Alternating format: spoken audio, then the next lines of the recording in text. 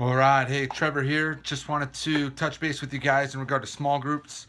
We had a leader meeting last weekend, and Josh Knapp did a great job. What we're working on is a recap of a little portion of his talk to send out to you. We'll hopefully get that out to you in the next week or two.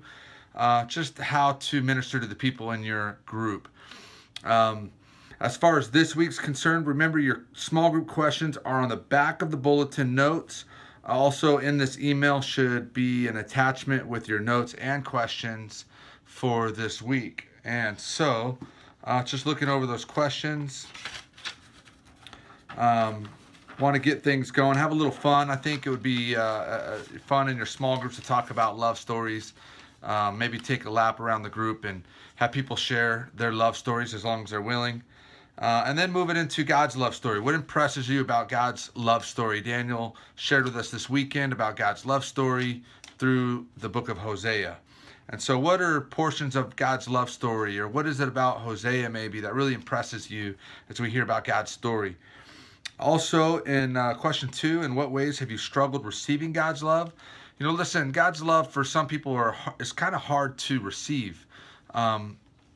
You know, some people can receive it quite easily. You know, you can ask this question and see where it goes. And some folks, again, you know, you'll see maybe those even in your group may have had a hard time receiving God's love. I know for me personally, I had a hard time. Really, I struggled with the reality of God's love in my life. Like, what does that look like? What does it do to me? How should it impact me? What should it change in my life? You know, what kind of effect should God's love have on me? And I struggled with that concept personally. So anyway, a couple other questions. How does it make you feel that God would pursue people who reject Him? You know, it's kind of overwhelming that God would love us even though we were unfaithful to Him. That's another question to ask the group. The next one: how is God's love changing your life? This has to do now with the present. You know, how is God's love having an impact on your life now? What kind of ways does it impact and change and affect your day, the way your outlook on life, the way you see yourself? That's the idea behind that question. How does God's love change your life, or how is it changing your life? And then lastly, how does God's love motivate you to keep loving those who have wronged or rejected you?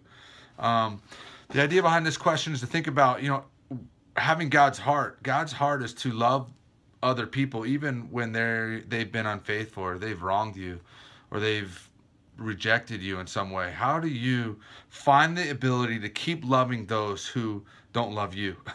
It's hard. That's tough. So anyway, I think those questions. Please feel free to ask your own questions. If there's, you know, my questions may spur you on to maybe refine or take it a little bit of a different direction. Guys, I trust you. I know you guys are incredible small group leaders. And so here's my questions to you. Again, feel free to refine them, comb through them, adjust them for your group. I hope you have a great week of small groups this week, and we'll talk to you next week.